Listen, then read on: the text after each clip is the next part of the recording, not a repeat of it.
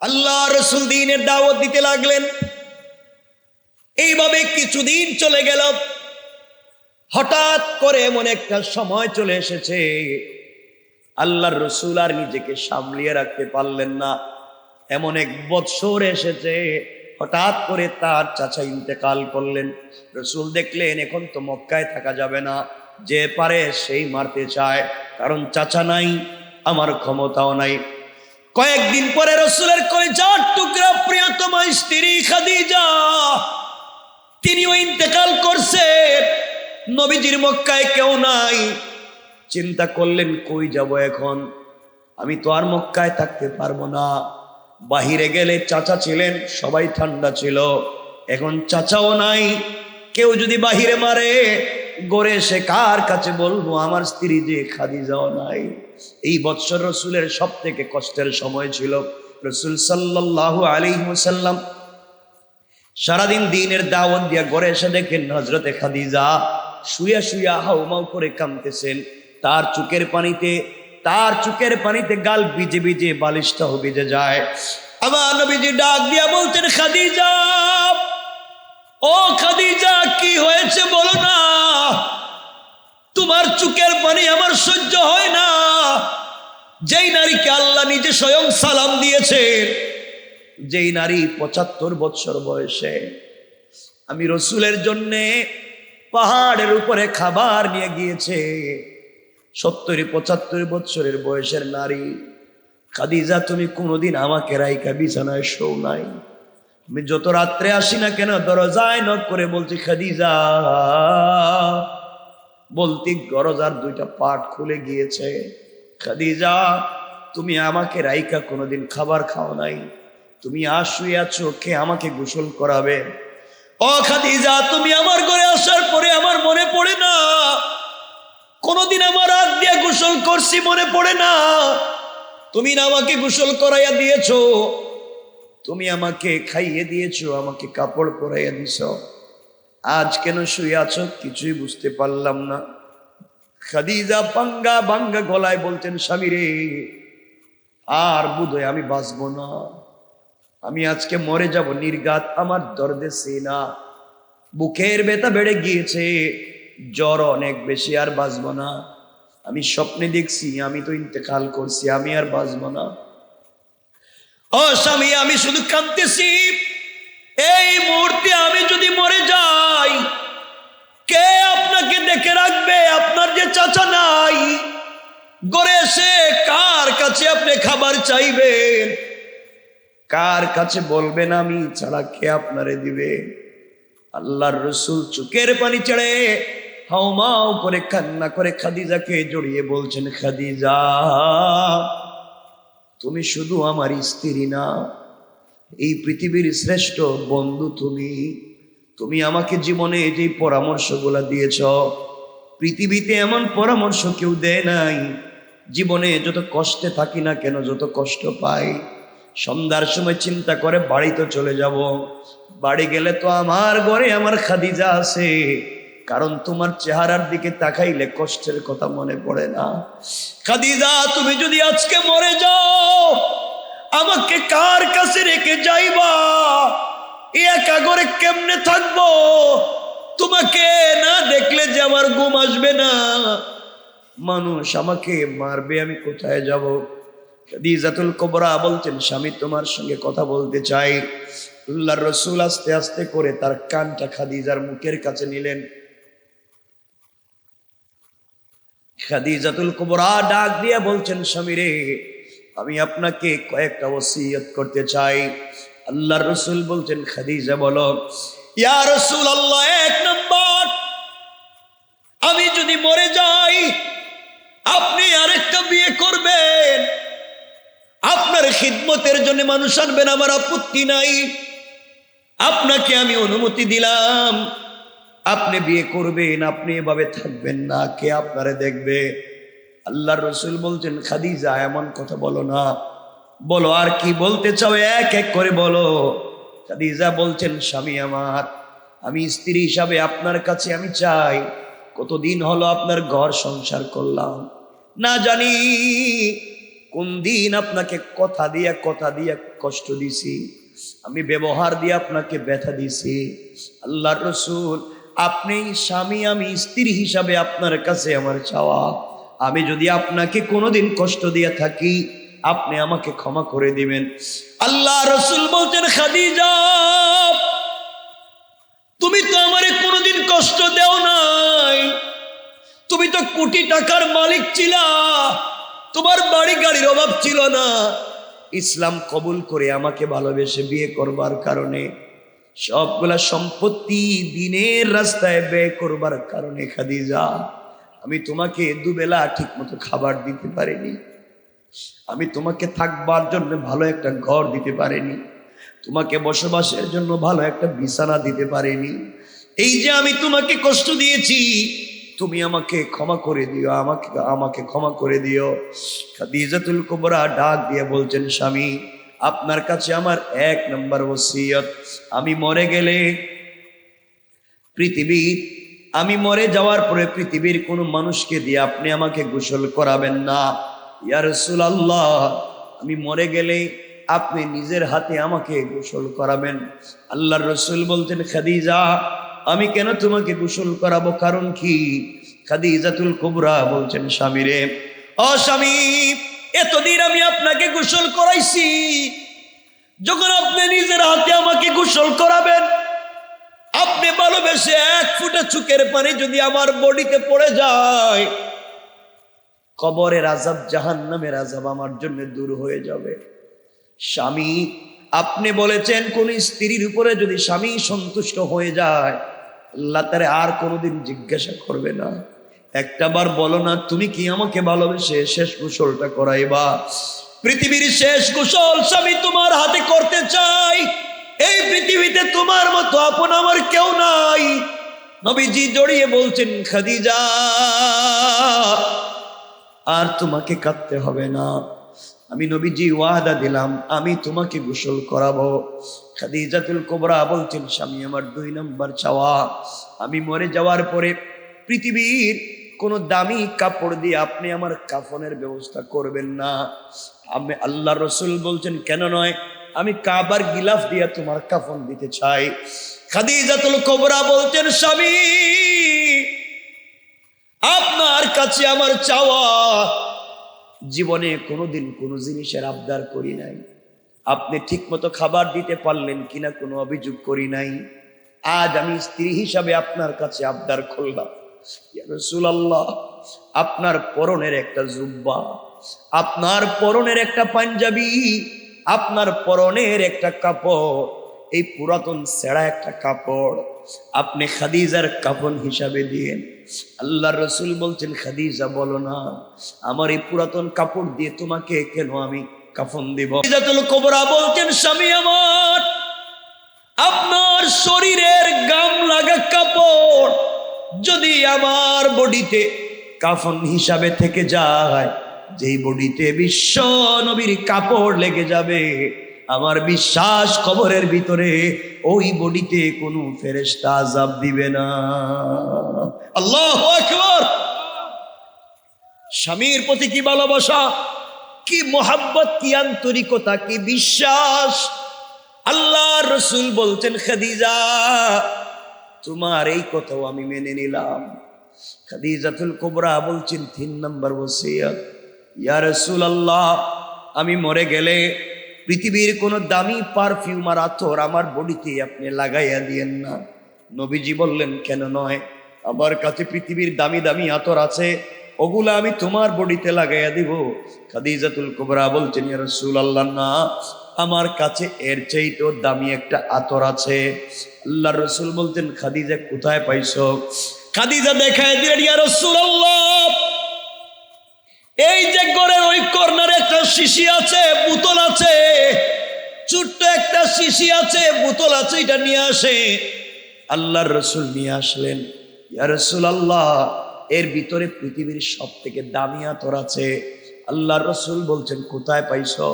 খাদিজাতুল কুবরা তার স্বামীর কপালে চুম্বন করে বলছেন, স্বামী রে, এটা দুনিয়ার সাধারণ কোনো আতর না। আপনি যখন আপনার শরীর যখন ঘেমে যাইত, আপনার শরীর থেকে যখন গামের ফুটাগুলা পড়তো, আমি খাদিজা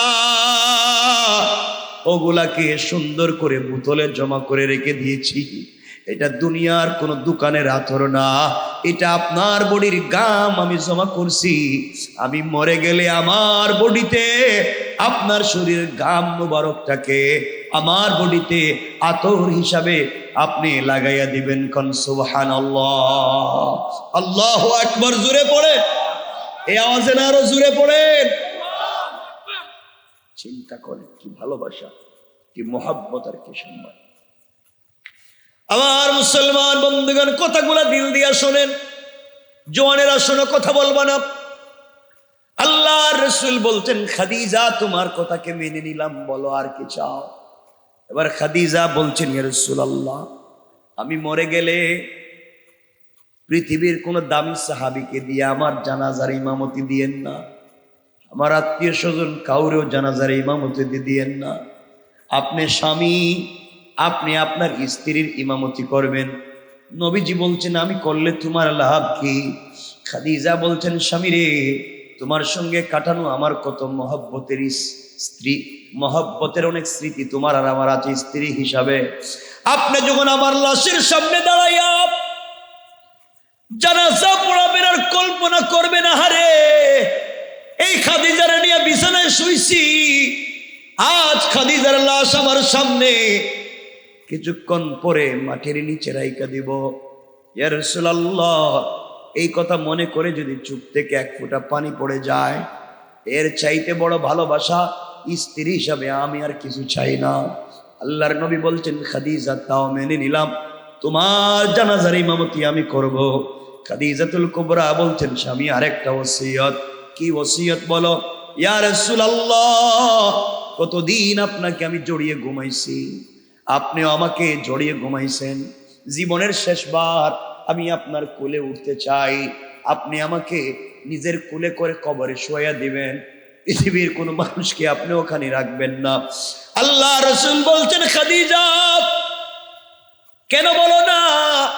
ইয়া রাসূলুল্লাহ, আমি দুনিয়া থেকে বিদায় নিয়ে কবরে চলে যাব, আমি আমার স্বামীর কোলে উঠে যেতে চাই। আল্লাহ যদি জিজ্ঞেস করে, খাদিজা কেন করলা? আমি বলবো, আল্লাহ আসার দিনও তো স্বামীরে ভালোবেসে আসছি, স্বামীও আমার ভালোবেসে কোলে করে উঠাইয়া তোমার কাছে দিছে।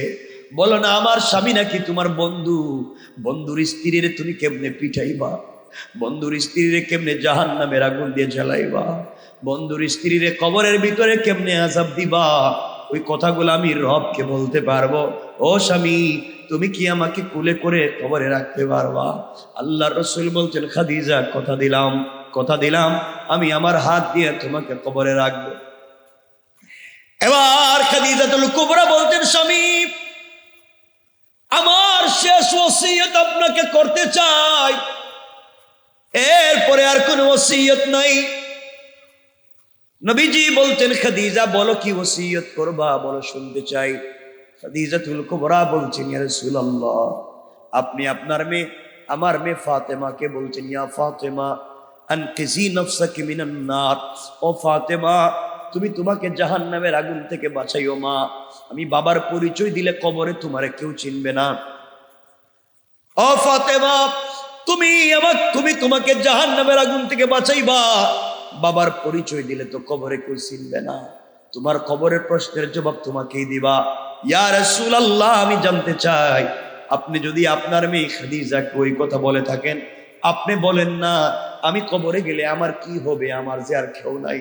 আমি আপনার কাছে জানতে চাই, আমি যখন কবরে যাব, বলেন না আপনি কি আমার ভালোবাসেন নাকি? আল্লাহর রাসূল বলছেন, খাদিজা এই পৃথিবীতে তোমার মতো ভালোবাসার কাউকে বাসি না। খাদিজাতুল কুবরা বলতেন, তাহলে স্বামী শুনেন, আপনি আমার প্রশ্নের কবরের জবাব দিবেন, কবরের প্রশ্নের জবাবগুলো আপনি দিবেন। আল্লাহর রাসূল বলছেন, খাদিজা কথা দিলাম, ওয়াদা দিলাম, তোমার কবরের প্রশ্নের জবাব না দিয়া আমি তোমার স্বামী তোমাকে কবরে একা রেখে বাড়িতে যাব না। এই আওয়াজে না জোরে বলেন, আরো জোরে বলে। চিন্তা করেন স্বামী স্ত্রীর কেমন সম্পর্ক ছিল। এই জন্যই তো আল্লাহ তাদের ঘর থেকে হজরতে ফাতেমার জন্ম দিছেন। ফাতেমার মতো নারী তাদের ঘর থেকে জন্ম নিছেন। লম্বা কথা শেষ করে দেবার জন্য বলতেছি, সামনের দিকে যেতে চাই। এক পর্যায়ে খাদিজা ইন্তেকাল করলেন। নবীজি নিজের হাতে গোসল করালেন, নিজের পাঞ্জাবি খুলে কাফন দিলেন, নিজের ঘাম দিয়ে আতর ব্যবহার করলেন, নিজে দাঁড়াইয়া জানাজার ইমামতি করলেন, নিজে কুলে করে খাদিজাকে কবরে শোয়াইলেন। কবরে শোয়াইয়া উপরে মাটি দিয়া নবীজি ইয়েতিমের মতো হাউমাউ করে বাচ্চাদের মতো কবরের উপরে বসে বসে কান্দে।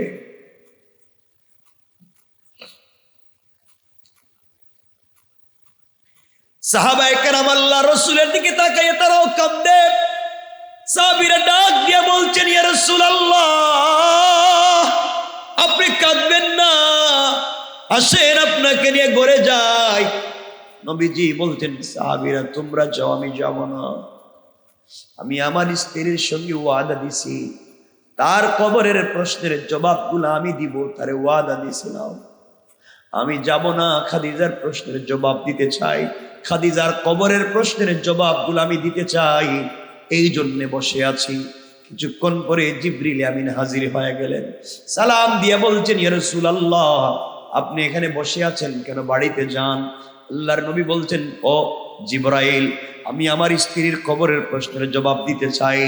জিবরিল আমিন বলছেন, ইয়া রাসূলুল্লাহ, আপনি যদি এই কবরের উপরে বসে থাকে, পৃথিবীর কোনো ফেরেশতারা খাদিজার কবরে ঢুকতে পারতেছে না। আপনি বসে থাকলে এই কবরে কেউ প্রশ্ন করবে না। এমন সময় আমার আল্লাহ ডাক দিয়া বলছে, বন্ধু আমার, আল্লাহু আকবার, জোরে বলেন আল্লাহু আকবার। ডাক দিয়া বলছে, কলিজার টুকরা বন্ধুরে, আর কান্দিবা না, চোখের পানি মুছে ফেলো বন্ধু, আর কান্দিও না। তোমার কান্না আমি রবের সহ্য হয় না। তুমি খাদিজার প্রশ্নের জবাব দেওয়ার, খাদিজার কবরের প্রশ্নের জবাব দেওয়ার জন্য বসে আছো। খাদিজা তোমারে যেই ভালোবাসা দিছে, খাদিজা ইসলামের জন্য যা করছে, তুমি খাদিজার প্রশ্নের জবাব দিতে হবে না। এই মুহূর্তে আমি আল্লাহ তাআলা স্বয়ং খাদিজার প্রশ্নের জবাবের জিম্মাদার হয়ে গেলাম। আল্লাহু আকবার বলে। আমার মুসলমান বন্ধুগণ, গভীর মনোযোগ কথাগুলো দিল দিয়ে শুনে কি বলতে চাই।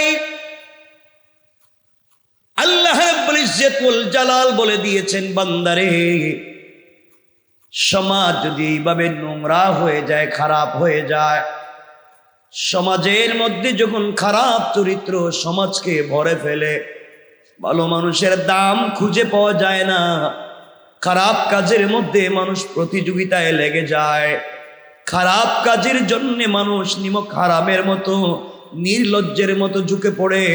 বান্দা, তুমি যদি এমন কাজেও লেগে যাও, এমন কাজেও কখনো পড়ে যাও শয়তানের ধোঁকায়, আল্লাহ ডাক দিয়া বলেছেন, বান্দা, গুনাহ যদি চলার পথে হয়ে যায়, কোরআনে কারীমের 19 নম্বর পারা 25 নম্বর সূরা, সূরাল ফুরকানের 65 নম্বর আয়াতে আল্লাহ বলছেন, ওয়াল্লাযীনা ইয়াকুলুনা রব্বানা সরিফ আন্না আযাব জাহান্নাম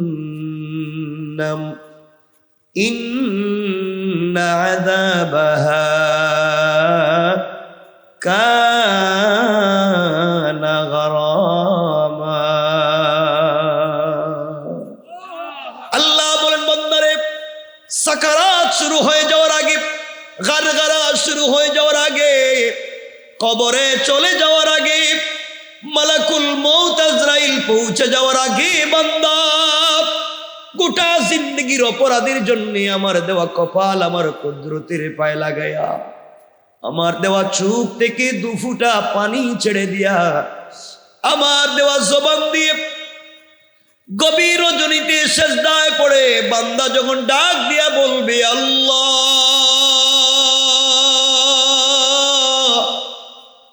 অন্যায় করেছি, অপরাধ করেছি, ভুল হয়ে গিয়েছে, আল্লাহ, আমি জানি আমার চাইতে তোমার অনেক মায়ার বান্দা আছে, কিন্তু তুমি জানো তুমি ছাড়া আমার আর কোনো আল্লাহ নাই, তুমি ছাড়া আমার যাওয়ার আর কোনো জায়গা নাই।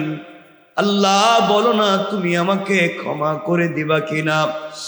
আল্লাহ বলেন বান্দার চোখের পানি ছেড়ে যখন কান্না শুরু করে দে, আমি আল্লাহ রহমতের সাগরে জুস উঠে যায়।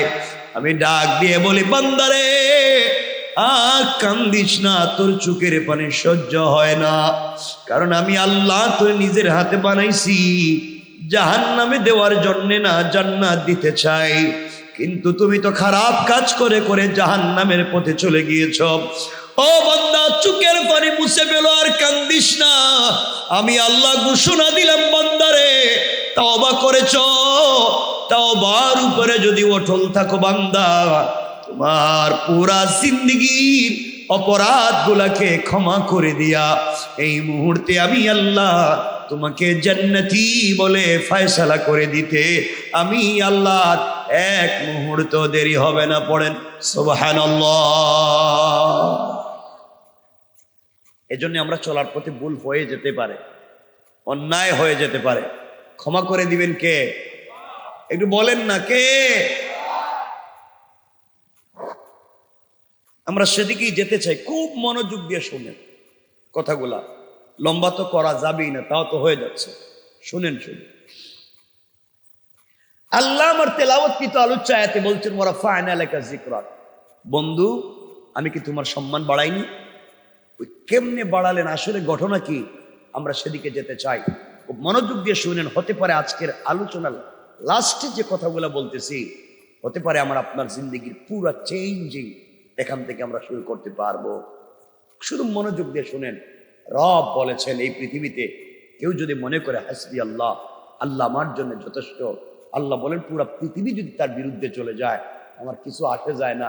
রব যখন বলবে, বান্দা যখন বলছে আমি রব তার জন্য যথেষ্ট, আমি কথা দিলাম বান্দাকে হেফাজত করবই। সুবহানাল্লাহ বলে। তো আল্লাহ বলেছেন রসুলকে আমি আপনার সম্মান বাড়াইনি। যে আলোচনা যে আয়াতে আমরা এসেছি এই সূরার শুরুতে আল্লাহ বলছেন আলাম নাশরাহ লাকা সাদরাক। রসুল, আল্লাহ তার রসুলের সিনা যে বিদীর্ণ করেছিলেন এই কথাটা মনে করাইয়া দিলেন। ওয়া ওয়াদানা আনকা উযরাক, আপনার বুকের উপরে যে চাপ ছিল এটাকে আমি দূর করে দেইনি। আল্লাযী আনকাদা যহরাক, যে চাপের জন্য আপনি কষ্টে ছিলেন আমি কি দূর করে দেইনি? ওয়া রাফা'না লাকা যিকরাক, আমি কি আপনার সম্মান বাড়িয়ে দেইনি? ফা ইন্না মাআল উসরি ইউসরা, ইন্না মাআল উসরি ইউসরা, সকল কষ্টের পরে সুখ আছে, সকল দুঃখের পরে সুখ আছে।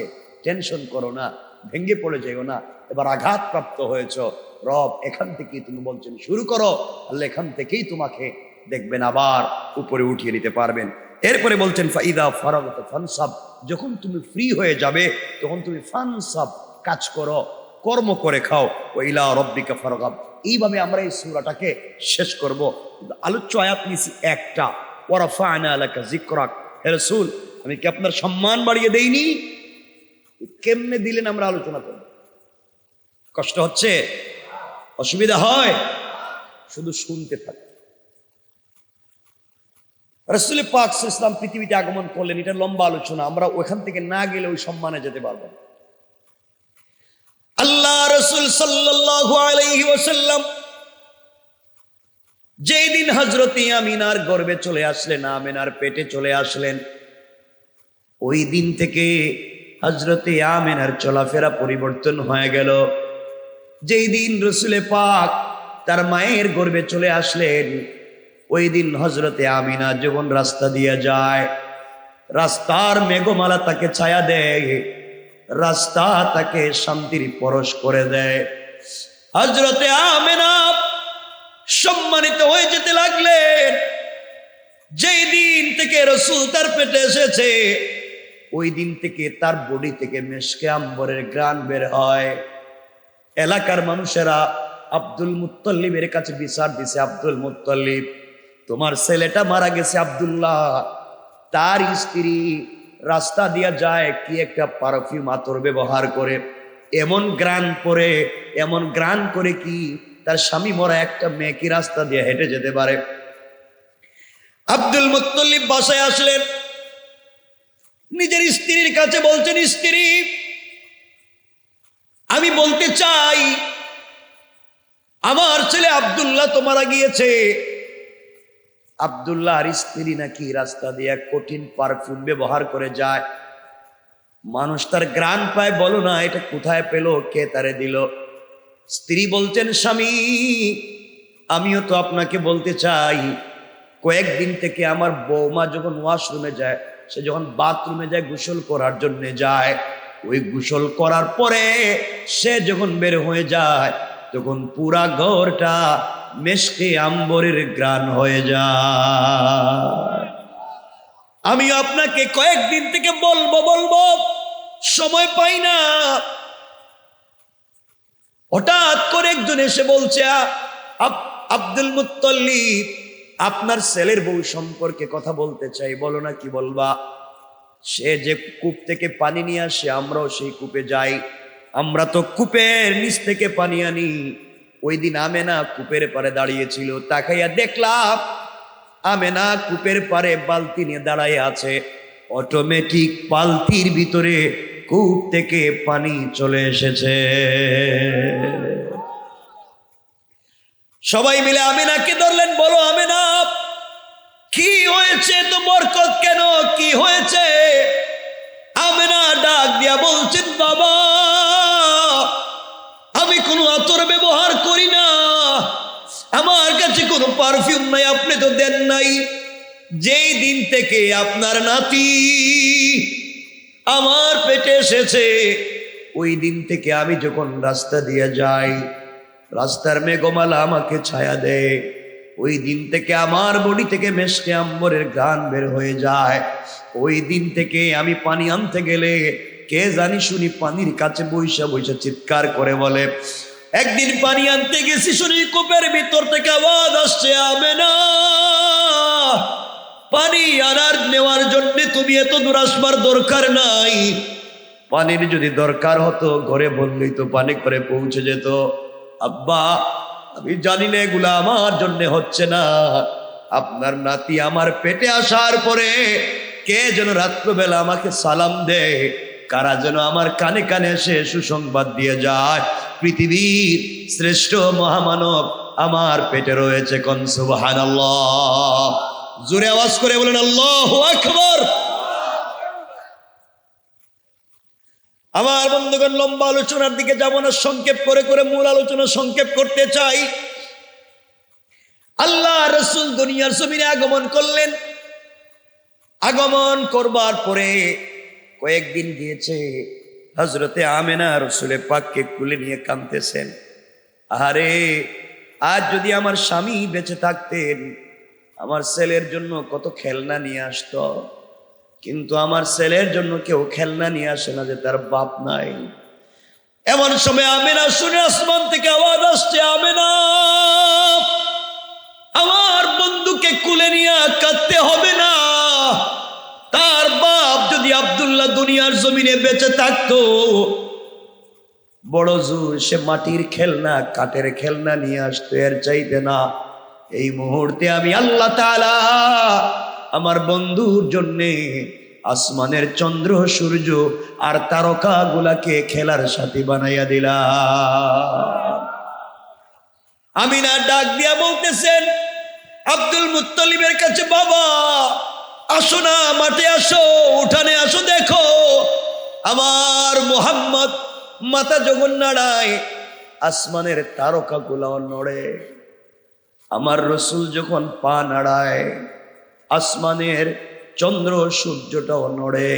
আল্লাহ বলছেন, বন্ধুরে ছোটবেলা তোমার খেলবার কোনো সাথী ছিল না, বাপ দেওয়ার মতো ছিলেন না, এই জন্যে আমি আল্লাহ তাআলা তোমাকে ভালোবেসে চন্দ্র সূর্য আর তারকা গুলাকে তোমার খেলার সাথী বানিয়ে দিয়েছি।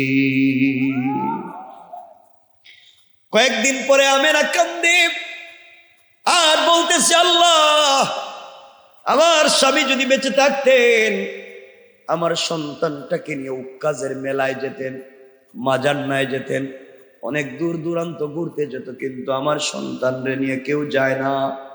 আমেনা যখন কাঁদতেছে কে যেন চিৎকার করে বলছে, আমেনা আর কাঁদবা না, চোখের পানিগুলা মুছে ফেলো, আর কাঁদবা না। আমেনা আব্দুল্লাহ যদি বেঁচে থাকতো হয়তো তার সন্তান মুহাম্মদকে নিয়ে তায়েফে যাইতো, মক্কায় যাইতো, হয়তো কাজের মেলায় যাইতো, মাজান্নায় যাইতো, এর চাইতে দূরে না।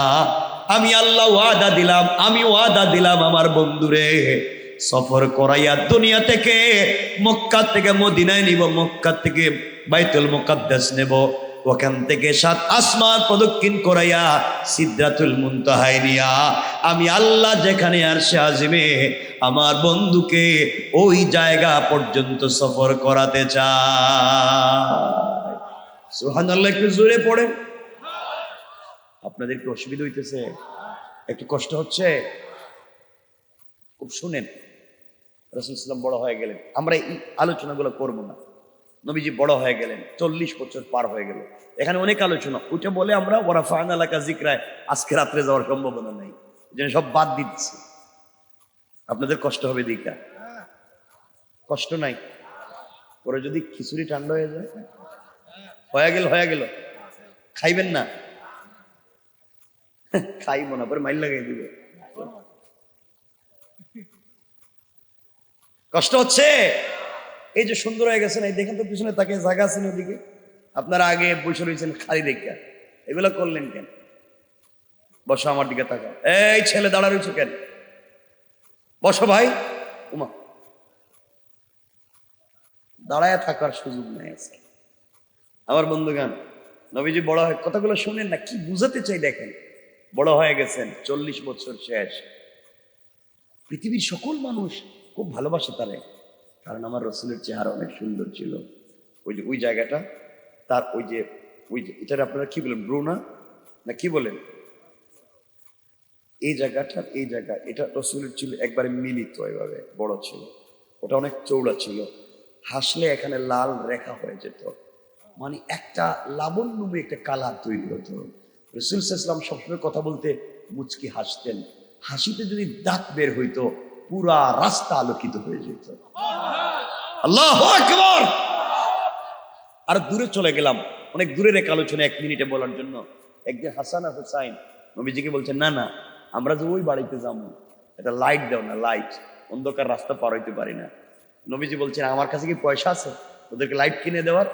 হাসান বলতেছে, না না, লাইট লাগবে না, আপনি আমার সাথে আসেন, অন্ধকারে দাঁড়াইয়া একটা হাসি দেন, ওই আপনি হাসি দিলেই রাস্তা আলোকিত হয়ে যায়। আল্লাহু আকবার বলেন না? কেমন ছিলেন আমার রাসূল? বলতেছে আপনি হাসি দিলেই তো আমি যাইতে পারি। সুবহানাল্লাহ।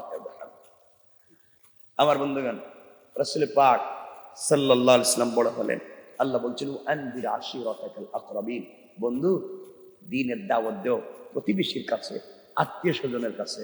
নবীজি প্রতিবেশীর কাছে দ্বীনের দাওয়াত দিতে লাগলেন। আল্লাহ বলছেন, আমি কি তোমার সম্মান বাড়াইনি? কেমনে বাড়ালেন? কেন? দুটা কথা বলছি, দুটা। 1 নাম্বার কথা ভালো করে মনোযোগ দিয়ে শুনেন, তাইলে আপনারা ওয়াজ করতে পারবেন। দ্বীনের দাওয়াত দিতে গেলে 2 জিনিসের প্রয়োজন। 1 নাম্বার পয়সা লাগবে, পয়সা ছাড়া আপনি পৃথিবীর চাইলেও যে কোনো দেশে যাইতে পারবেন না, দাওয়াত নিয়ে পারবেননি, পয়সা লাগবে। আল্লাহর রাসূলের তো পয়সা নাই।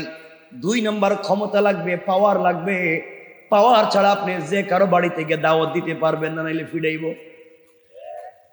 আল্লাহ বলছেন, বন্ধুরে ওয়ারাফা'না লাকা যিকরাক, আমি আল্লাহ তোমার পয়সাও দিয়েছি, আমি আল্লাহ তোমার ক্ষমতাও দিয়েছি। কেমনে? আল্লাহ বলছেন, বন্ধুরে শোনো, এই পৃথিবীর, এই মক্কার সব থেকে শিল্পপতি, পয়সাওয়ালা, ধনী, ব্যবসায়ী নারী খাদিজাকে তোমার প্রেমে ফেলে দিয়েছি। ও তোমাকে দিল থেকে ভালোবেসে ফেলেছে, ও তোমাকে বিয়ে করে ফেলেছে, বিয়ে করে তার সমুদয় সম্পদ যা আছে সবগুলা সে ইসলামের রাস্তায় ব্যয় করে দেওয়ার ওয়াদা দিয়েছে। পয়সাও পেয়ে গেছে। মুহাম্মদ ইবনে আব্দুল্লাহ, তোমার ক্ষমতা লাগবে। তোমার চাচা আবু তালেবের নাম শুনলে মক্কার মানুষেরা ভয় পায়। আবু তালেব কিন্তু কালিমা পড়ে মুসলমান হয়নি, তোমার ব্যাপারে তার দিলে একটা দুর্বলতা তৈরি করে দিয়েছি। আবু তালেব মক্কার পাদদেশে দাঁড়াইছে, মক্কায় খানায় কাবার কাছে দাঁড়াইয়া বলছে, ও মক্কাবাসী শুনো রে, মুহাম্মদ ইবনে আব্দুল্লাহ আমার বাতিজা, আমার আপন বাতিজা মুহাম্মদ, সে তার দ্বীনের দাওয়াত দিবে, তার ধর্মের দাওয়াত দিবে, কেউ তাকে বাধা দিবা না।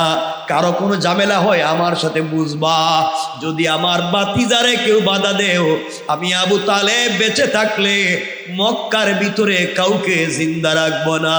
আল্লাহু আকবার। নবীজি দুটোটা পাইছেন, ক্ষমতা পাইছেন নি? কথা বলে না কেন? এক তো কোরাইশের লিডার এই কথা বলতেছে, আবু তালেব সাধারণ কথা না, ঠান্ডা করে দিতে সবরে। এদিকে পয়সাও, রাসূল লম্বা আলোচনা, এটা বাদ দিলাম, আমরা ওখান থেকে শুরু করতেছি। পয়সাও পাইলেন, দ্বীনের দাওয়াত দিতেছে। আল্লাহ রাসূল দ্বীনের দাওয়াত দিতে লাগলেন। এইভাবে কিছুদিন চলে গেল। হঠাৎ করে এমন একটা সময় চলে এসেছে, আল্লাহর রাসূল আর নিজেকে সামলিয়ে রাখতে পারলেন না। এমন এক বৎসর এসেছে, হঠাৎ করে তার চাচা ইন্তেকাল করলেন। রাসূল দেখলেন এখন তো মক্কায় থাকা যাবে না, যে পারে সেই মারতে চায়, কারণ চাচা নাই, আমার ক্ষমতাও নাই। কয়েকদিন পরে রাসূলের কলিজার টুকরা প্রিয়তমা স্ত্রী খাদিজা, তিনিও ইন্তেকাল করছেন। নবীজির মক্কায় কেউ নাই। চিন্তা করলেন কই যাব এখন, আমি তো আর মক্কায় থাকতে পারবো না। বাহিরে গেলে চাচা ছিলেন, সবাই ঠান্ডা ছিল, এখন চাচাও নাই। কেউ যদি বাহিরে মারে, গড়ে সে কার কাছে বলবো? আমার স্ত্রী যে খাদিজাও নাই। এই বৎসর রাসূলের সব থেকে কষ্টের সময় ছিল। রাসূল সাল্লাল্লাহু আলাইহি ওয়াসাল্লাম সারাদিন দ্বীনের দাওয়াত দিয়া ঘরে এসে দেখেন হযরতে খাদিজা শুয়া শুয়া হাউমাউ করে কাঁদতেছেন। তার চোখের পানিতে গাল ভিজে ভিজে বালিশটাও ভিজে যায়। আমার নবীজি ডাক দিয়া বলতেন, খাদিজা, ও খাদিজা, কি হয়েছে বলো না? তোমার চোখের পানি আমার সহ্য হয় না। যেই নারীকে আল্লাহ নিজে স্বয়ং সালাম দিয়েছেন, যেই নারী ৭৫ বছর বয়সে আমি রসুলের জন্যে পাহাড়ের উপরে খাবার নিয়ে গিয়েছে, ৭০-৭৫ বছরের বয়সের নারী খাদিজা, তুমি কোনোদিন আমাকে রাইকা বিছানায় শো নাই। আমি যত রাত্রে আসি না কেন দরজায় নক করে বলছি, খাদিজা, বলতি দরজার 2টা পাট খুলে গিয়েছে।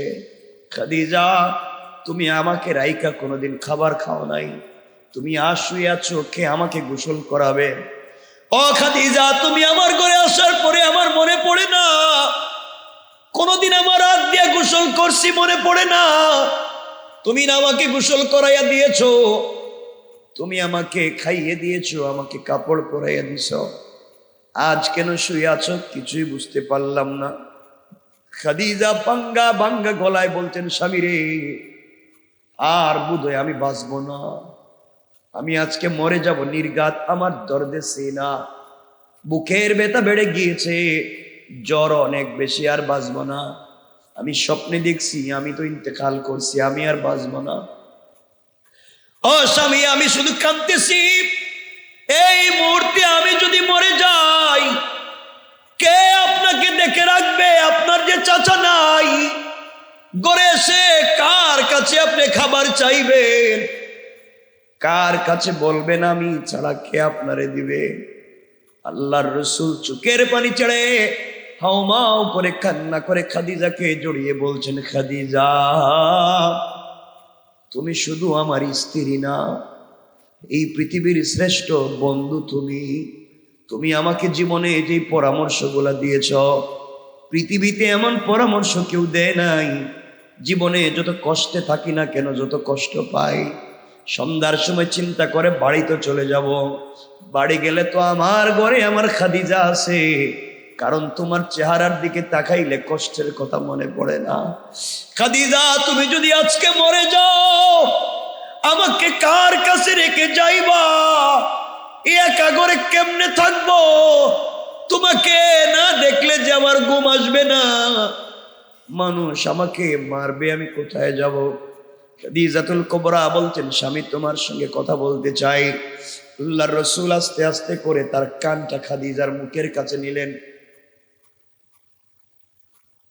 খাদিজাতুল কুবরা ডাক দিয়ে বলছেন, স্বামী রে, আমি আপনাকে কয়েকটা ওসিয়ত করতে চাই। আল্লাহর রাসূল বলছেন, খাদিজা বলো।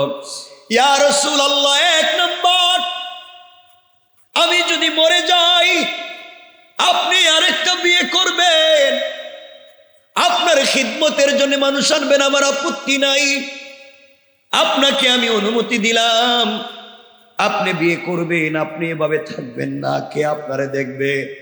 আল্লাহর রাসূল বলছেন, খাদিজা এমন কথা বলো না, বলো আর কি বলতে চাও, এক এক করে বলো। খাদিজা বলছেন, স্বামী আমার, আমি স্ত্রী হিসাবে আপনার কাছে আমি চাই, কতদিন হলো আপনার ঘর সংসার করলাম, না জানি কোন দিন আপনাকে কথা দিয়া কষ্ট দিছি, আমি ব্যবহার দিয়ে আপনাকে ব্যথা দিছি। আল্লাহর রাসূল, আপনি স্বামী, আমি স্ত্রী হিসাবে আপনার কাছে আমার চাওয়া, আমি যদি আপনাকে কোনোদিন কষ্ট দিয়ে থাকি আপনি আমাকে ক্ষমা করে দিবেন।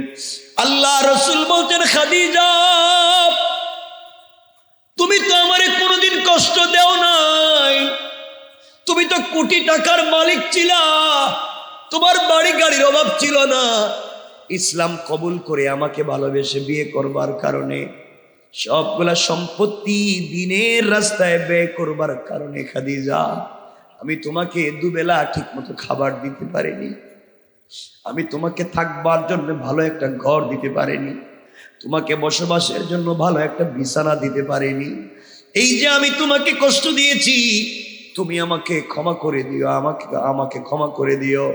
খাদিজাতুল কুবরা ডাক দিয়ে বলছেন, স্বামী, আপনার কাছে আমার এক নম্বর ওসিয়ত, আমি মরে গেলে আমি মরে যাওয়ার পরে পৃথিবীর কোনো মানুষকে দিয়ে আপনি আমাকে গোসল করাবেন না। ইয়া রাসূলুল্লাহ, আমি মরে গেলে আপনি নিজের হাতে আমাকে গোসল করাবেন। আল্লাহর রাসূল বলতেন, খাদিজা, আমি কেন তোমাকে গোসল করাবো, কারণ কি? খাদিজাতুল কুবরা বলছেন, স্বামী রে, ও স্বামী, এতদিন আমি আপনাকে গোসল করাইছি, যখন আপনি নিজের হাতে আমাকে গোসল করাবেন, আপনি ভালোবেসে এক ফোঁটা চোখের পানি যদি আমার বডিতে পড়ে যায়, কবরের আযাব, জাহান্নামের আযাব আমার জন্য দূর হয়ে যাবে।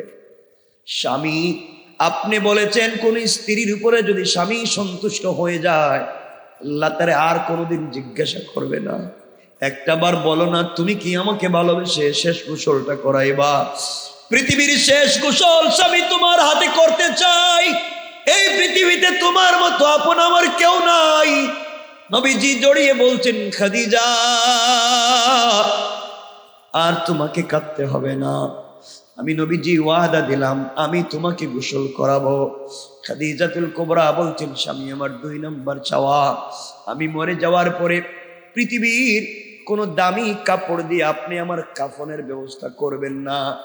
আমি আল্লাহর রাসূল বলছেন, কেন নয়, আমি কাবার গিলাফ দিয়ে তোমার কাফন দিতে চাই। খাদিজাতুল কুবরা বলছেন, স্বামী,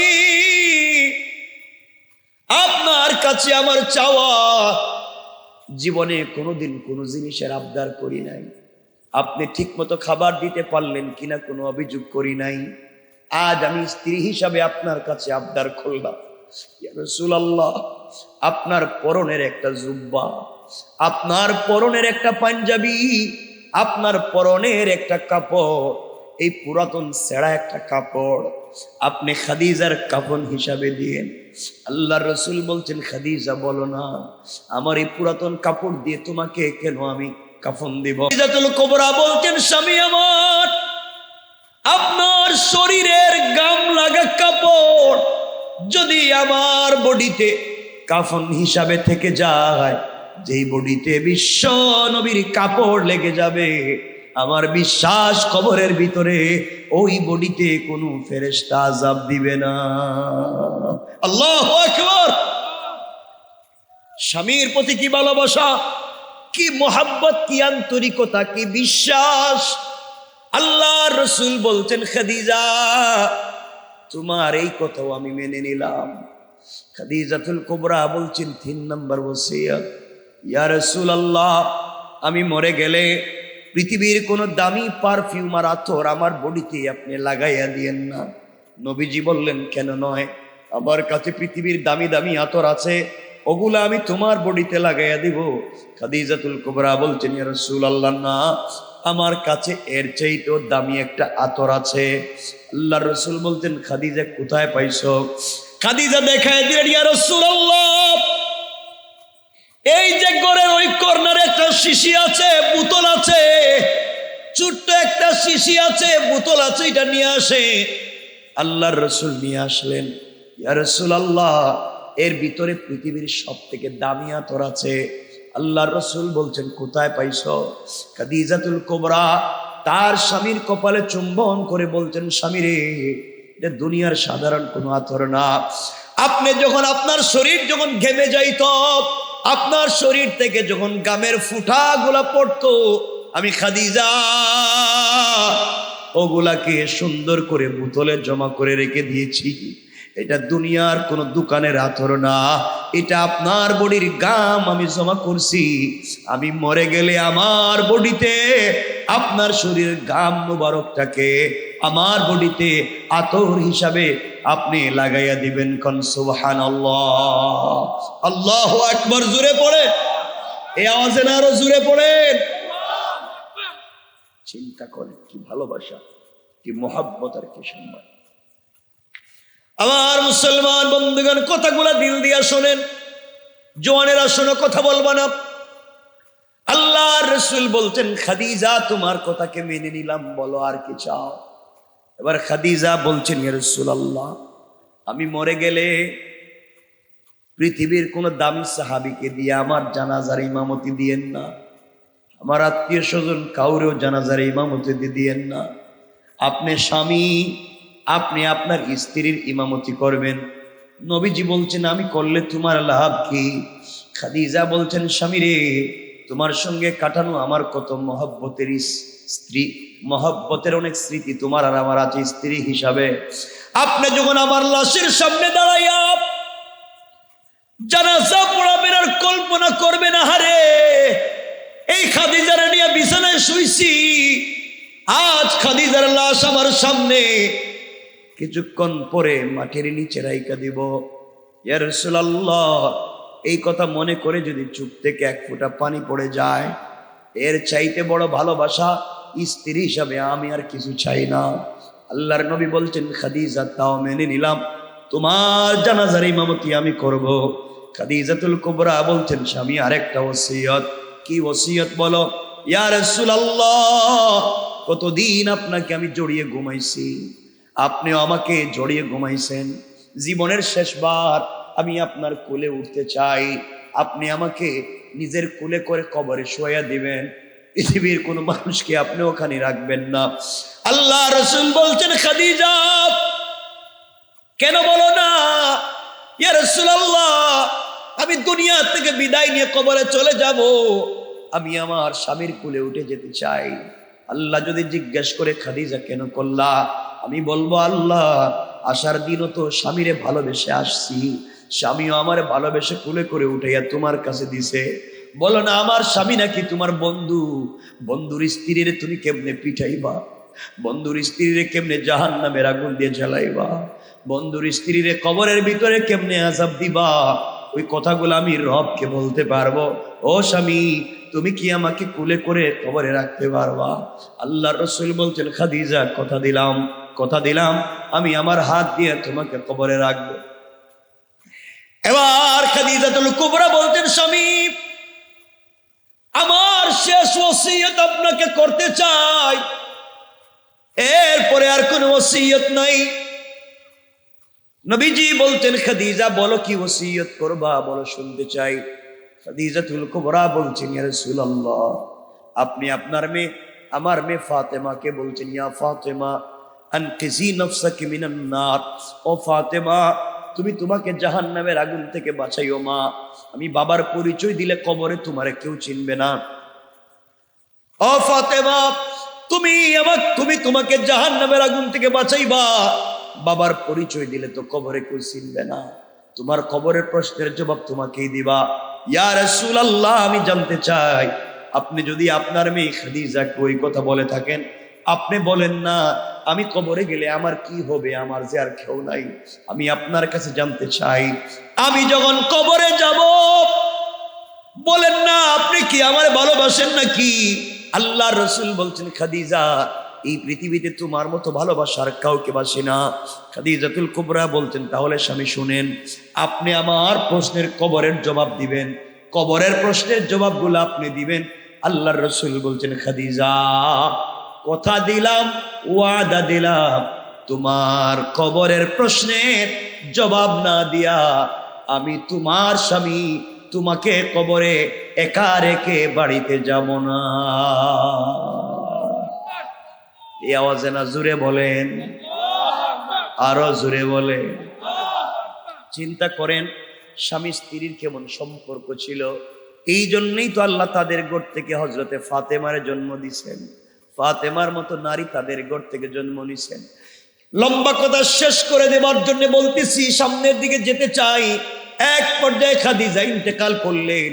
নবীজি নিজের হাতে গোসল করালেন, নিজের পাঞ্জাবি খুলে কাফন দিলেন, নিজের ঘাম দিয়ে আতর ব্যবহার করলেন, নিজে দাঁড়াইয়া জানাজার ইমামতি করলেন, নিজে কুলে করে খাদিজাকে কবরে শোয়াইলেন।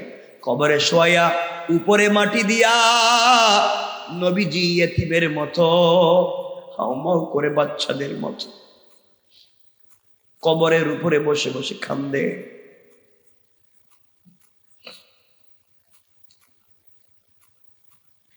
সাহাবায়ে কেরাম আল্লাহ রাসূলের দিকে তাকাইয়া তারাও কান্দে। সাহাবীরা ডাক দিয়ে বলছেন, ইয়া রাসূলুল্লাহ আপনি কাঁদবেন না, আসেন আপনাকে নিয়ে ঘরে যাই। নবীজি বলতেন, সাহাবীরা তোমরা যাও, আমি যাব না। আমি আমার স্ত্রীর সঙ্গে ওয়াদা দিছি, তার কবরের প্রশ্নের জবাবগুলো আমি দিব, তারে ওয়াদা দিয়েছিলাম। আমি যাব না, খাদিজার প্রশ্নের জবাব দিতে চাই, খাদিজার কবরের প্রশ্নের জবাবগুলো আমি দিতে চাই, এই জন্যে বসে আছি। কিছুক্ষণ পরে জিবরিল আমিন হাজির হয়ে গেলেন। সালাম দিয়ে বলছেন, ইয়া রাসূলুল্লাহ আপনি এখানে বসে আছেন কেন, বাড়িতে যান। আল্লাহর নবী বলছেন, ও জিবরাইল আমি আমার স্ত্রীর কবরের প্রশ্নের জবাব দিতে চাই। জিবরিল আমিন বলছেন, ইয়া রাসূলুল্লাহ আপনি যদি এই কবরের উপরে বসে থাকে, পৃথিবীর কোন ফেরেশতারা খাদিজার কবরে ঢুকতে পারতেছে না। আপনি বসে থাকলে এই কবরে কেউ প্রশ্ন করবে না। এমন সময় আমার আল্লাহ ডাক দিয়া বলছে, বন্ধু আমার, আল্লাহু আকবার, জোরে বলেন আল্লাহু আকবার। ডাক দিয়া বলছে, কলিজার টুকরা বন্ধুরে আর কান্দিবা না, চোখের পানি মুছে ফেলো বন্ধু, আর কান্দিও না। তোমার কান্না আমি রবের সহ্য হয় না। তুমি খাদিজার প্রশ্নের জবাব দেওয়ার, খাদিজার কবরের প্রশ্নের জবাব দেওয়ার জন্য বসে আছো। খাদিজা তোমারে যেই ভালোবাসা দিছে, খাদিজা ইসলামের জন্য যা করছে, তুমি খাদিজার প্রশ্নের জবাব দিতে হবে না। এই মুহূর্তে আমি আল্লাহ তাআলা স্বয়ং খাদিজার প্রশ্নে জবাবের জিম্মাদার হয়ে গেলাম। আল্লাহু আকবার বলে। একটাবার চিন্তা করে আমার বন্ধুগণ, কথাগুলা দিল দিয়া শোনেন। এই খাদিজা ইন্তেকাল করছেন, চাচাও ইন্তেকাল করছেন, মক্কায় আর কেউ নাই। নবীজি চিন্তা করলেন, এই ব্যথা আর সহ্য করতে পারি না, বাহিরাও নাই, গড়েও নাই, যাই আর মক্কায় থাকবো না, সব ছেড়া চলে যাই নানার বাড়ি। এই চিন্তা করে আল্লাহর রাসূল হাঁটতে লাগলেন, চলতে লাগলেন তায়েফের দিকে। নানার বাড়ি যাব, নানার বাড়ি গেলে তো, নানার বাড়ি গেলে ভাগনাকে তো কেউ ফেলে দিবে না, সবাই তো আদর করবে নাতিটারে। আল্লাহ রাসূল তার নানার বাড়ি তায়েফের দিকে যেতে লাগলেন। ওখানের মানুষ আমার রাসূলকে এমন পিটাইছে, পাগল বলে বলে আঘাত করছে, পাথর দিয়া পুরাটা বডিতে দাগ ফালাইয়া দিছে। আয়েশা সিদ্দিকা আমার নবীকে গোসল করাতে গিয়ে বলছে, ইয়া রাসূলুল্লাহ আপনার কি কোনোদিন বসন্ত রোগ হয়েছিল নাকি? আল্লাহ রাসূল বলছেন, না রে, তায়েফের ময়দানে যাওয়ার পরে, নানার বাড়ি যাওয়ার পরে মানুষ আমারে পাগল বলে বলে যে পাথর দিয়ে আঘাত করছিল, এর দাগগুলো আজ পর্যন্ত মুছে যায় নাই। আল্লাহ রাসূল গেলেন তায়েফে, মানুষ মারল। আমার বন্ধুগণ, এবার রাসূল ডুকরে ডুকরে গভীর রাত্রে কান্দে। আর বলে আল্লাহ তুমি আমারে বলছিলা ওয়ারাফা'না লাকা যিকরাক, আমার সম্মান বাড়াইছো, খাদিজারে বিয়া দিয়ে সম্মান বাড়াইছো, চাচারে দিয়ে সম্মান বাড়াইছো। কি সম্মান দিছো? চাচাও নাই, খাদিজাও নাই, তায়েফে গেছিলাম, মানুষ আমারে মারে, তাহলে সম্মানটা কি তো আমি কিছু বুঝলাম না। এভাবে যদি মায়ের খাইতে থাকি, মারতে মারতে তো আমার মেরেই ফেলবে। আল্লাহ আমি তো সম্মান তো বুঝতে পারলাম না। আমার নবী তখন উম্মে হানির করে আরাম ফরমাচ্ছেন, শরীরে রক্তের দাগ লেগে আছে। হঠাৎ করে গভীর রজনীতে জিবরিল আমিন হাজির। কারণ মনে রাখবেন, মানুষ যখন একা হয়, মানুষের কষ্টের স্মৃতিগুলা মনে পড়ে। কথা বলেন না কেন? রাত্রবেলা নবীজির স্মৃতিগুলা মনে পড়তেছে। আহারে, আমার খাদিজা থাকলে তায়েফের মানুষ মারতে পারতো না, আমার চাচা থাকলে মানুষ আমার এইভাবে পাগলের মতো মারতে পারত, আমার কেউ নাই, এই জন্য মানুষ আমারে মারছে। কিন্তু আল্লাহ আমারে বলছেন কত সম্মান দিলেন। আল্লাহ আমাকে বলছে কত সম্মান দিয়েছে, আমি তো এখন মাইর খাচ্ছি। জিবরিল আমিন হাজির হয়ে বলছেন, ইয়া রাসূলুল্লাহ আপনি আর কাঁদবেন না, আপনি উঠেন। এই বলে রাসূলের পাককে নিয়ে গেলেন, হাতিমে কাবায় শোয়া দিলেন, বুকটা কাটলেন। আল্লাহ বলছেন আলাম নাশরাহ লাকা সাদরাক, হে রাসূল আমি কি আপনার সিনাকে বিদীর্ণ করিনি, আপনার সিনাকে চাক করিনি, আপনার সিনাটাকে কাটিনি। এটা লম্বা আলোচনা কাটলেন। কি যেন বের করলেন, আর জমজমের পানি দিয়ে ধৌত করে, আবার কি যেন এনে স্বর্ণের তস্তরিতে করে ইলিমার হেকমত এনে দিলের ভিতরে ঢুকায়া দিলেন। জিবরিল আমিন বলছেন, ইয়া রাসূলুল্লাহ কেমন লাগে?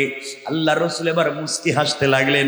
জিবরাইল বলছেন, ইয়া রাসূলুল্লাহ এতক্ষণ আপনি কাঁদতেছিলেন, এখন আপনি হাসেন কেন? আল্লাহ রসুল বলছেন, জিবরাইল তুমি কি করছো আমার বুকে? কি করলা আমার বুকে? কি ঢুকাইলা আমার বুকে? পিছনে সবগুলা কষ্ট আর ব্যথা ভুলে গিয়েছি। এই আওয়াজে না, জোরে বলেন, আরো জোরে বলেন। আওয়াজ কমাইলে রেখে দিন। কয়েক মিনিট কষ্ট হইতেছে, আপনাদের আওয়াজ কমতেছে কেন?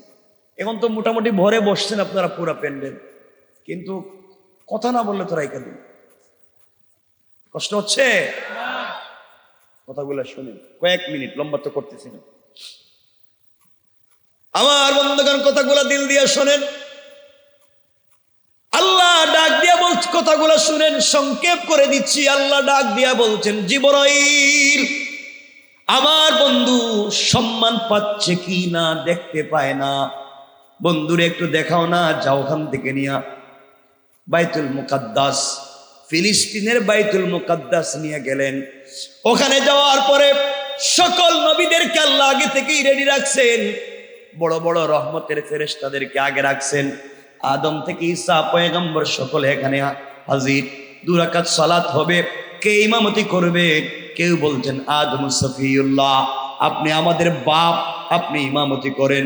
কেউ বলছেন ইব্রাহিম খলিলুল্লাহ, আপনি যান ইমামতি করেন। কেউ বলছেন ঈসা রুহুল্লাহ, আপনি যান ইমামতি করেন।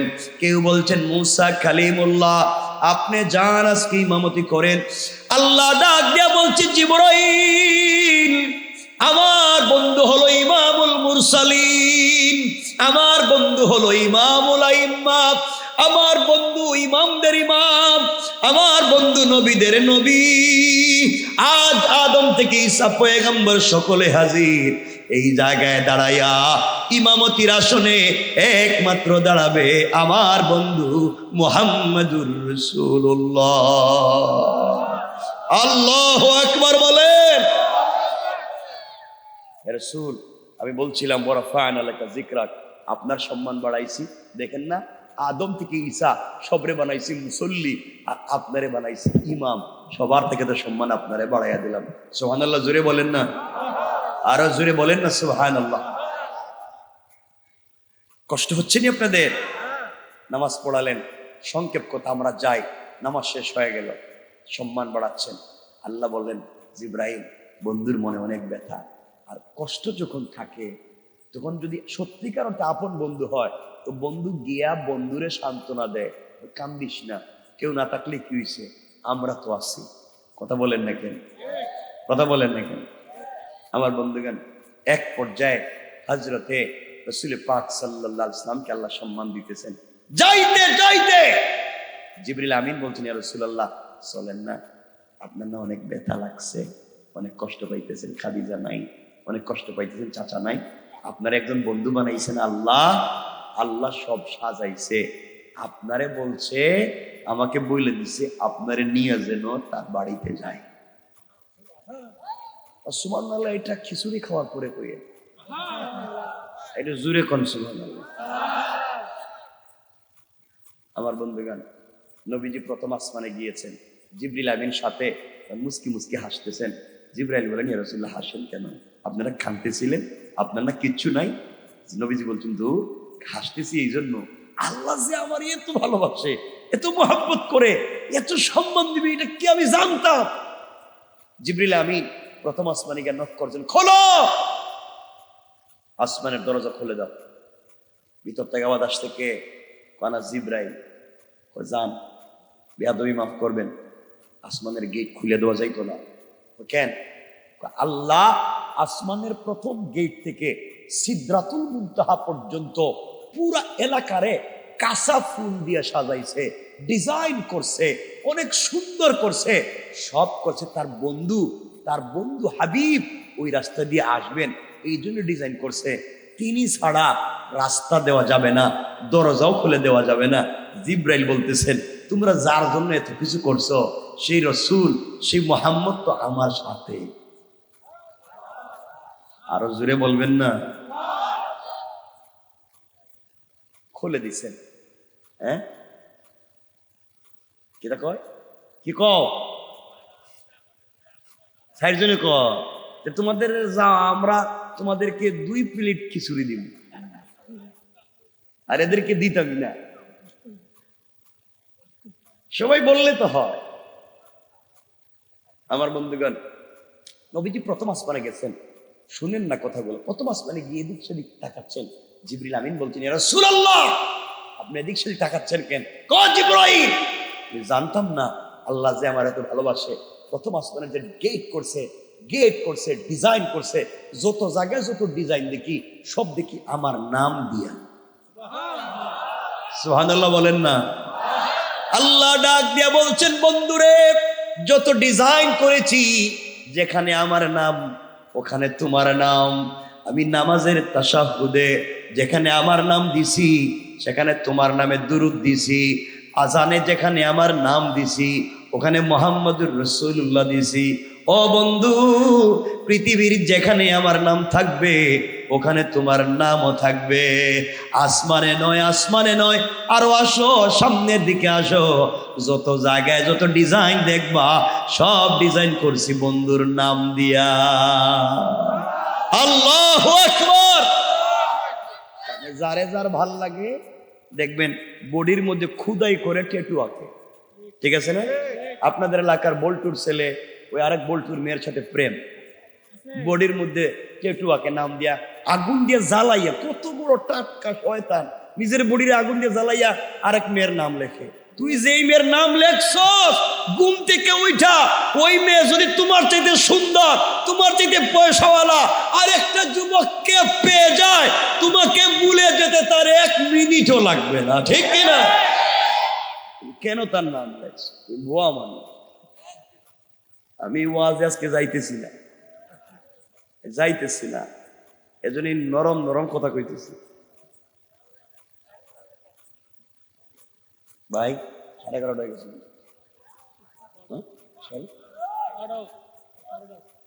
ভাই, এই যে হ্যালো, সাদা গেঞ্জি উঠলা কেন? এটা বলে যাইতেইব তো, প্রস্রাবে ধরছে কইতেইব, না কইলে তুমি মনে করবো তুমি বিড়ি খাইতেছ। বল না, আমাকে একটু সচেতন করতে চায়, আমরাই তো, নাইলে আমি কথা বলতে পারবো না। কথাগুলো দিলে লাগাও, যে কথাগুলো বলতেছি আবেগ নিয়ে বলতেছি, দিলে লাগাও।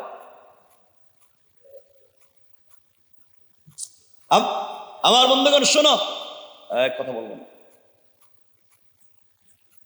এক পর্যায়ে রাসূল পাক সাল্লাল্লাহু আলাইহি ওয়াসাল্লাম 1, 2, 3 সব আসমান পার হয়ে চলে গেছেন। এখানে বহুত কথা, প্রত্যেক আসমানে নবীদের সঙ্গে দেখা হয়েছে, কথা হয়েছে। এত ওয়াজ করলে তো রাত থাকবে না। এজন্য তো ওয়াজ করতেছি না, ডাইরেক্ট। নবীজি চলে গেছেন যাইতে যাইতে জান্নাতে। কই গেছেন? জান্নাতুল ফিরদাউসে গিয়া হযরতে জিবরিল আমিন বলছেন, ইয়া রাসূলুল্লাহ, এটা আপনার উমরের গড়, এটা আবু বকরের বাড়ি, এটা উসমানের। জিবরাইল পিছনে তাকায় দেখি তারে, রসুলকে জিগাইলাম, রসুল দেখি নাই। তাকায় দেখি রসুল তো গেইটে। সুবহানাল্লাহ বললেন না? তো ইয়া রাসূলুল্লাহ, আমি আপনার দেখাইতেছি আর আপনি দেখি এখনো গেইটে। এখানে কি? নবীজি বলেন, জিবরাইল এদিকে আসো না। ওই কি কয়, আইসা দেখো জান্নাতুল ফিরদাউস গেট, গেটটা দেখো, জান্নাতুল ফিরদাউসের গেট দেখো। গেটটারে যে ডিজাইন করছে, যত জায়গায় আল্লাহর নাম তত জায়গায় আমার নাম, আর পুরা ডিজাইনটা আমার নাম মুহাম্মদ আর আহমদ দিয়ে কইরা দিয়েছে। নবীজি বলছেন, আল্লাহ বলছেন, ওয়া রাফা'না লাকা যিকরাক, বন্ধু আমি না তোমার সম্মান বাড়াইছি, শুধু দুনিয়ায় না আসমানেও। নবীজি গেলেন, যাওয়ার পরে জান্নাতে শুনেন কে হাঁটতেছে, হাঁটে। জিবরাইল আমার খটখট করে হাঁটে, এটা তো খোলামের আওয়াজ, আর বেলালের পায়ের আওয়াজ কেমনে আসলো? আল্লাহ ডাক দিয়ে বলছেন, ও বন্ধু, তুমি তো আমার বন্ধু, তুমি আমাকে দেখার জন্য আমার বাড়ি পর্যন্ত চলে এসেছো, কিন্তু বিলাল তো তোমার কলিজা দিয়ে ভালোবাসে, বিলাল তোমার ভালোবাসতে গিয়ে জিব্বা পড়েছে, বিলাল তোমার ভালোবাসতে গিয়া বুকের উপরে পাথর চাপা খাইছে, বিলাল তোমাকে ভালোবাসতে গিয়া আগুনের মধ্যে পোড়া খাইছে। ওই বিলাল আমার বলছিল, আল্লাহ নবীজি যেখানে যাবে আমি সেখানে যেতে চাই, আমি রাসূলের সাথে থাকতে চাই, আমি তাকে ছাড়া বাঁচবো না, আমি আমার পাগল বিলালের কথা রাখছি। তুমি জান্নাতে আসার আগে আগে বিলাল রে তো আনতে পারি নাই, বিলালের পায়ের আওয়াজে রেকর্ড করে জান্নাতে রাখতে দিয়েছি। আল্লাহু আকবার। ইয়া রাসূলুল্লাহ, বিলাল তো আসে নাই, জান্নাতে বিলালের পায়ের আওয়াজ আমি রেকর্ড করেছি। নবীজি খুশি হয়ে গেলেন, কি আমল করে বিলাল যে কারণে এখানে আসছে। এটা লম্বা আলোচনা। আমার বন্ধুগণ, নবীজি জান্নাত দেখলেন, আরো জাহান্নামে গেলেন। ওগুলা না, যেতে যেতে যেতে যেতে সিদরাতুল মুনতাহা। সিদরাতুল মানে বড়ই গাছ, কুল গাছ, মুনতাহা মানে ইন্তাহা, অর্থাৎ আল্লাহর সৃষ্টির শেষ প্রান্তরে আল্লাহ একটা বড়ই গাছ লাগিয়েছে, এটা কুল গাছ, সিদরাতুল মুনতাহা ওই জায়গার নাম। এটা হচ্ছে সৃষ্টির শেষ প্রান্তরে। নবীজি গিয়া দেখেন, একটা বড়ই 10 থেকে 70 মণ ওজন। না সুবহানাল্লাহ, এটা কাউকে। আর একটা পাতা হাতির কানের চাইতেও বড়।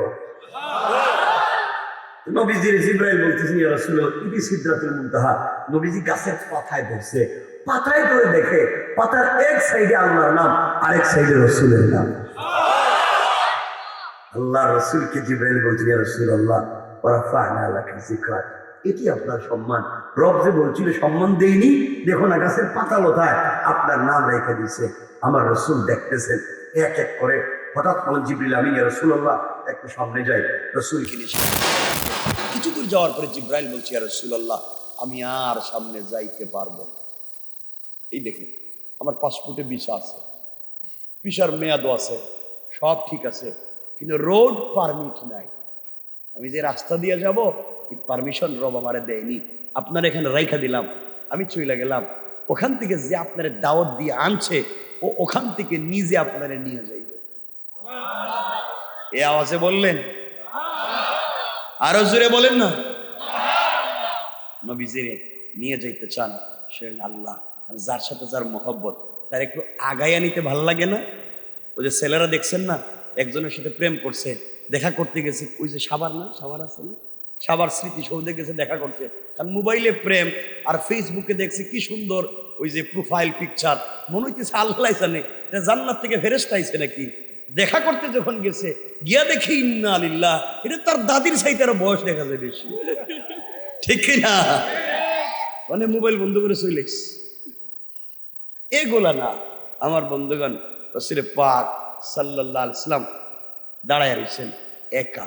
কি বলেন না? জিবরাইলও নাই। হঠাৎ মনে পড়ছে, আমি তো আরশে আজিমে যাব আল্লাহর সঙ্গে দেখা করতে, কিন্তু আমার যে ছেঁড়া কাপড়, আমার যে পুরানা কাপড়, আর এটা কি বন্ধুর বাড়িতে নিয়ে যাওয়া যায়? এ নতুন জামাও নাই, কি যে আমার লাই। হঠাৎ নিজের পায়ের দিকে চোখ গেছে, পায়ের দিকে তাকায় দেখো ওই ছেঁড়া জুতা। আল্লাহু আকবার বললেন না?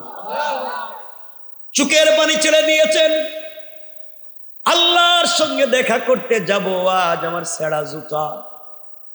মনে পড়ছে নিজের স্ত্রীর কথা, হারে আজ যদি আমার খাদিজা বেঁচে থাকতো, আমার এত সম্মান দেখে তার বুক টক ভরে যেত। আজ যদি আমার মা, কলিজার টুকরা মা বেঁচে থাকতে, আমি সন্তান এত সম্মানী মা দেখে কত খুশি হয়ে যাইতে। আয় আল্লাহ, দুনিয়ার জমিনে বাবারে কোনোদিন দেখি নাই আব্বা বলে, দুনিয়ার জমিনে ডাক দিতে পারি নাই। যদি আমার বাবা থাকতেন, সন্তানের এই সম্মান দেখে বাপের দিলটা ভরে যাইত। হঠাৎ মনে পড়েছে এই জুতা নিয়ে তো আল্লাহ বুদে আর সে আজিমে যেতে দিবে না। মনে পড়েছে মুসা কালিমুল্লাহর কথা। মুসা কালিমুল্লাহ একবার আল্লাহর সঙ্গে দেখা করার জন্য তুর পাহাড়ে গিয়েছে। আল্লাহ ডাক দিয়ে বলেছেন, মুসা ফাখলানা আলাইকা ইন্নাকা বিল ওয়াদিল মুকদ্দাসি তুওয়া। ও মুসা, এটা তুরে সাইনা, পবিত্র উপত্যকা, এখানে জুতা স্যান্ডেল নিয়ে আসা যাবে না। জুতা খুলো, খালি পায়ে তুমি উঠো। আল্লাহর নবী চিন্তা করলেন, মুসাকে একটা পাহাড়ে আল্লাহ জুতা নিয়ে যাইতে দিলেন না, একটা পাহাড়ে, আর আমি কেমনে জুতা নিয়ে আর সে আজিমে যাই? আমার নবী জুতাটা রেখে দিয়েছেন, খুলে খালি পায়ে দাঁড়িয়ে আছেন। আওয়াজ হলো, আওয়াজ আসছে, বন্ধুরে খবরদার, ও বন্ধু জুতা খুলবা না, তোমার পায়ে তোমার ছেঁড়া জুতা পরে না, তোমার জুতা ছেঁড়া হতে পারে বন্ধুরে। তোমার জুতার নিচে যে ধূলিকণা গুলা লেগে রয়েছে, ওই ধূলিকণার দ্বারা আমি আল্লাহ আমার আরশে আজিমকে সম্মানিত করতে চাই। রাসূলুল্লাহ, আপনার শুধু সম্মান দিইনি, আপনার ছেঁড়া জুতারও সম্মান দিছি। আপনার জুতার নিচে যে বালি ধূলিকণা আছে, ওগুলারও আমি আল্লাহ সম্মান দিছি। ওয়া রাফা'না লাকা যিকরা। আল্লাহু আকবার। আমরা পুরা সূরার আলোচনা তো করতেই পারবো না, আমরা ওই এক আয়াতের আলোচনা করি। আমার বন্ধুগণ, নবীজি দাঁড়ায় আছেন, লম্বা কথা। আল্লাহ তাআলা রাসূল পাক সাল্লাল্লাহু আলাইহি ওয়াসাল্লামকে পাঠালেন, স্পেশাল গাড়ি পাঠালেন। আপনারা তো জানেনই, নাম যদিও আছে হাদিসে, এক একটা এক এক জায়গায়। আমরা শুধু বলছি স্পেশাল একটা বাহন পাঠালেন, যেটা দিয়ে রাসূল খুব তাড়াতাড়ি পৌঁছে গেলেন। রাসূল পৌঁছে গিয়া দাঁড়ায় রয়েছেন, কারণ আরশে আজিমে গিয়া দেখে আরশে আজিমের গেট, আরশে আজিমের পিলার, আরশে আজিমের স্ট্রাকচার, সেদিকে চা সব ডিজাইন তো আল্লাহ রসুলের নাম দিয়ে। সুবহানাল্লাহ বলেন না? কারণ যার সাথে যার সম্পর্ক দেখুন, পুরা গড়ে ওর ফটো দিয়া গড়ে লাগে, ঠিক না? ওর ফটোই পুরা গড় লাগায় দেয়। আল্লাহ রসুল এদিকে সেদিকে তাকাচ্ছেন, ডিজাইন দেখতেছেন। আল্লাহ বলছেন, বন্ধু এবার খুশি হইছ? কারণ বিপদের সময় তো বন্ধু বন্ধুর কাছে থাকে। তোমারে আমার কাছে নিয়ে আসলাম, কিন্তু বন্ধু একটা কথা জানতে চাই, তুমি যে আসলা কেমন আছো, ভালো আছো? এগুলা বললেন, বলে কথা জিজ্ঞাসা করতেছেন আর বলতেছেন, বন্ধু বন্ধু তো বন্ধুর বাড়িতে গেলে হাদিয়া নেয়, গিফট নেয়, উপহার উপঢৌকন নেয়। তুমি যে ওই কোথায় মক্কায় ছিলা আর এখন আরশে আজিমে আইছো, এত দূর পর্যন্ত আইলা, আমার জন্য কোনো গিফট আনছো, উপহার আনছো না। আল্লাহ রসুল বলছেন, আমি কি মনে করছেন খালি হাতে আসবো? আমি তো খালি হাতে আসি নাই, আপনার জন্য হাদিয়া নিয়ে এসেছি। সুবহানাল্লাহ বলেন। আপনাদের আওয়াজ তোমার সুন্দর হইতেছে। আপনারা মেহমান বাড়ি যান না? মেহমান বাড়ি যান না? খালি হাতে যান? আওয়াজও মনে হইতেছে না জীবনে কিছু নেন। খালি হাতে যান না কিছু নিয়ে যান? কথা বলেন না কেন? নিয়ে যান। তোমরা কি নিবা আমার জানাস? নিবা না, তোমরা মিষ্টি নাও। আজকালকের মানুষটা তো খারাপই যে ছেলেরা। আমি যদি বলি নিজের স্ত্রীরে মোহাব্বত করে মুখে উঠাইয়া মাঝে মাঝে খাওয়াইও, এরা এত খারাপ, নিজের বউরে মুখে উঠাইয়া খাওয়াইতে পারে না, কিন্তু পাশের বাড়ির ভাবিরে ঠিকই ভালোবেসে খাওয়াইতে পারে। ঠিক কিনা? শয়তান চিন্তা করে এই জায়গায় সব ঠিক। আমার বন্ধু তো আল্লাহ বলতেছেন, বন্ধু আপনি যে আইলেন হাদিয়া কি আনছো? আল্লাহ নবী বলছেন নিয়ে আসছি। এই বলে আল্লাহ রাসূল বলছেন আত্তাহিয়াতু লিল্লাহি ওয়াসসালাওয়াতু ওয়াত-তাইয়্যিবাত। আল্লাহ যত সালাত, যত পবিত্রতা সব আপনাকে আজকে হাদিয়া করে দিলাম। আরো জোরে, পিছন দিক থেকে আরো জোরে। আল্লাহ জবাব দিলেন আসসালামু আলাইকা আইয়ুহান নবী। ইয়া রাসূলুল্লাহ, আমার পক্ষ থেকে আপনিও সালাম নেন। আল্লাহ যখন সালাম দিলেন রাসূলকে, আমার রাসূল সালামের জবাব দেয় না, মাথাটা নিচের দিকে করে ফেলেছেন, চেহারাটা মলিন হয়ে গিয়েছে। আল্লাহ তাকাইয়া দেখে বন্ধু চোখ থেকে টপ টপ করে পানি পড়ে। কেন বন্ধু কান্দো কেন, কি হইছে? আমার রাসূল কোনো জবাব দেয় না, কাঁদতেছে। আল্লাহ ডাক দিয়া বলছে, বন্ধুরে এত লম্বা সফর করাইয়া আমি আরশে আজিমে নিয়ে আসছি, আপনারে কান্না করাতে নিয়ে আসি নাই, আপনার কান্না দূর করতে নিয়ে আসছি, আপনার কষ্ট দূর করে আনন্দ দেওয়ার জন্য নিয়ে আসছি। বন্ধু তুমি কান্না করো, কি হইছে? আমি কি তোমার কান্নার কথা বললাম? আমি তো সালাম দিলাম, তুমি তো সালামের জবাব দিবা। আমার নবীজি কান্দে আর বলে, আল্লাহ আপনি আমারে সালাম দিয়েছেন, আমার কত কথা জিজ্ঞাসা করলেন, কিন্তু যেই উম্মতের জন্যে তায়েফের ময়দানে রক্তাক্ত হইলাম, মায়ের খাইলাম, একটা বারের জন্যে আপনি আমার গুনাহগার উম্মতের কথা জিজ্ঞাসা করলেন না। আল্লাহু আকবার। আয় আল্লাহ, আপনি আমার উম্মতের কথা জিজ্ঞাসা করলেন না, যে উম্মতের জন্য আমার জীবন মরণ, যাদেরকে নিয়ে আমি বাসছি, আপনি কত কথাই জিজ্ঞাসা করলেন, একটা বারও আমার উম্মতের কথা জিজ্ঞাসা করলেন না। এখন আপনি আমারে সালাম দিলেন, আল্লাহ আপনার এই সালাম আমি নিতাম না, আপনার এই সালামের জবাবও দিব না যতক্ষণ পর্যন্ত আপনি আমার উম্মতকেও সালাম না দিবেন। আল্লাহু আকবার। তোমার রাসূল আরশে আজিমে গিয়েও তোমাকে ভুলে যায় না, ওখানে গিয়েও তোমারে মনে রাখছে। আর তুমি কেমনে সেই রাসূলরে বইলা এলাকা সান্দাবাজি করে শয়তানি খারাপি করে? আমার বন্ধুগণ, আল্লাহ বলছেন, বন্ধু তাহলে আমি এখন কি করতাম? আমি কি করতাম? বাড়ি বাড়ি গিয়ে কি আমি সালাম দিতাম? কেমনে দিতাম? ইয়া রাসূলুল্লাহ, আপনি এখানে এসেছেন, আপনাকে সালাম দিয়েছি, আমি তোমার উম্মতকে কোথায় কোথায় গিয়ে সালাম দিব? আল্লাহ রাসূল বলছেন, আল্লাহ আমি জানি না, আপনি কেমনি আমার উম্মতকে সালাম দিবেন তো আপনি জানেন, কিন্তু আমার উম্মতকে সালাম না দেওয়া পর্যন্ত জবাব দিব না। আল্লাহ বলছেন, বন্ধু আমি দিলাম সালাম, আসসালামু আলাইনা ওয়া আলা ইবাদিল্লাহিস সালিহিন। সালাম দিলাম সমস্ত সালেহ বান্দাদেরকে, সালাম দিলাম সবাইকে, সবাই মিলে সালাম। আল্লাহ রাসূল বলছেন, না আল্লাহ আমি আপনার এখানে এসেছি, আপনি আমারে সালাম দিলেন, কই আমার উম্মত কান্দা পটলে বসে আছে, আপনি ওখান থেকে সালাম দিলেন, এটা মানি না, আপনি সরাসরি দিবেন। আল্লাহু আকবার, আল্লাহু আকবার। আল্লাহ বলছেন, আমি কি এখন ঘরে ঘরে গিয়া দেশে দেশে সালাম দিব? কেমনে দিবেন জানি না, আপনি আমার উম্মতরে সরাসরি সালাম দিবেন, এটা আমি চাই। সুযোগ যখন পাইছি উম্মতের জন্য আপনার কাছ থেকে আদায় করে নিব।